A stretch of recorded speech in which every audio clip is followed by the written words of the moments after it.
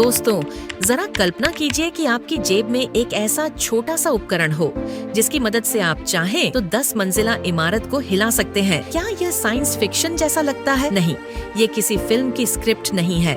ये असल जिंदगी का एक डरावना अध्याय है, निकोलाई टेस्ला का एक ऐसा अध्याय जिसे कई सालों से हमसे छुपाया गया है। और अगर आप इसकी सच्चाई जान लें तो आपका शरीर सिहर उठेगा। आज का यह वीडियो टेस्ला की उन गुप्त तकनीकों की कहानी बताएगा। एक रेजोनेंस पर आधारित भूकंप मशीन, बिना तारों के पूरी दुनिया में मुफ्त बिजली भेजने का सपना और एक ऐसा डेथ रे जो दूर से ही लाखों लोगों को मार सकता था। और हम यह भी समझने की कोशिश करेंगे कि कैसे सत्ता की लालच और राजनीति ने इन सब को इतिहास की गुप्त फाइलों में दफन कर दिया। निकोलाई टेस्ला, जिसका नाम लेते ही हमारे दिमाग में बिजली, वायरलेस तकनीक और भविष्य की छवि उभर आती है। बिजली की रोजमर्रा की रोशनी, लंबी दूरी तक ऊर्जा का संचार और दूर संचार की नींव, इन सब में टेस्ला का योगदान दुनिया भर में जाना जाता है। उन्होंने डायरेक्ट करंट डीसी की सीमाओं को तोड़कर अल्टरनेटिंग करंट एसी को लागू किया। जहां पहले बिजली कुछ मीटर से आगे नहीं जा पाती थी,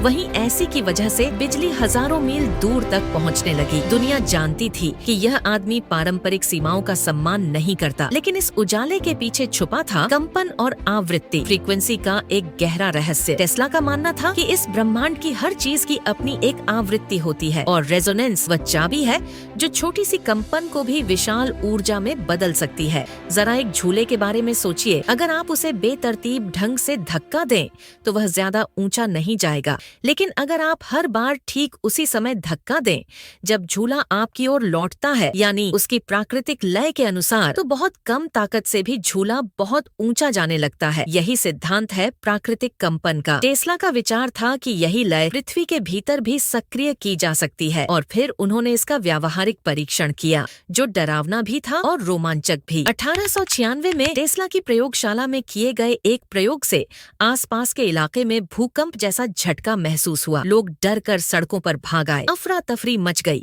तभी टेस्ला को एहसास हुआ कि यह कंपन आधारित उपकरण कोई साधारण खिलौना नहीं था। एक दिन वह उस छोटे उपकरण को जेब में डालकर एक निर्माणाधीन बड़ी इमारत के पास गए और उसे स्टील के ढांचे से जोड़ दिया। कुछ ही समय में पूरी इमारत जोर जोर से कांपने लगी। मजदूर काम छोड़कर भाग खड़े हुए। पुलिस बुला ली गई, लेकिन टेस्ला बिना कुछ बताए अपना उपकरण लेकर वहां से चले गए। बाद में उन्होंने उस मशीन को अपने ही हाथों से तोड़ दिया, क्योंकि वे जानते थे यह खोज जितनी संभावनाओं का द्वार खोलती है, उतनी ही तबाही का भी। एक इंटरव्यू में टेस्ला ने स्वीकार किया कि अगर वह उपकरण कुछ देर और जुड़ा रहता तो पूरी इमारत गिर सकती थी।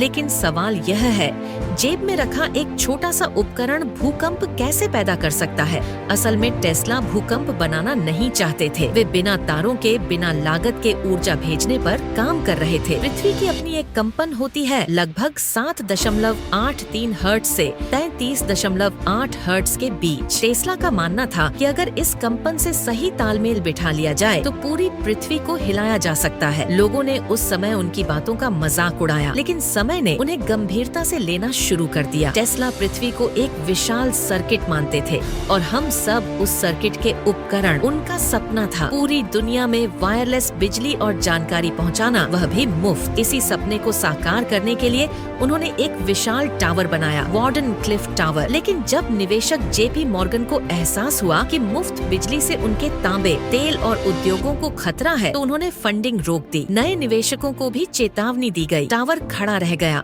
लेकिन सपना अधूरा रह गया। अगर यह तकनीक सफल हो जाती तो शायद तेल, युद्ध और ऊर्जा राजनीति इतिहास बन जाते। लेकिन टेस्ला की नोटबुक में सिर्फ बिजली ही नहीं थी, वहाँ एक हथियार की भी योजना थी, टेलीफोर्स, जिसे लोग डेथ रे कहते हैं। एक ऐसा कर्ण बीम जो हजारों मील दूर से पूरे विमान बेड़े को नष्ट कर सकता था। टेस्ला का कहना था, अगर हर देश के पास यह रक्षा प्रणाली हो तो कोई भी युद्ध शुरू करने की हिम्मत नहीं करेगा। लेकिन सत्ता को शांति नहीं, नियंत्रण चाहिए था। 1943 में न्यूयॉर्क के एक होटल कमरे में निकोलाई टेस्ला मृत पाए गए। कारण बताया गया दिल का दौरा, लेकिन उनकी मौत के बाद FBI ने तुरंत उनके सारे दस्तावेज जब्त कर लिए। आज भी माना जाता है कि सब कुछ सार्वजनिक नहीं किया गया, कुछ कागजात गायब थे। सवाल आज भी वही है, अगर टेस्ला की मुफ्त ऊर्जा परियोजना पूरी हो जाती तो क्या आज की दुनिया अलग होती? कम युद्ध, कम प्रदूषण, कम बिल और ज्यादा ज्ञान। टेस्ला की जिंदगी हमें सिखाती है कि ज्ञान हमेशा सत्ता का मित्र नहीं होता।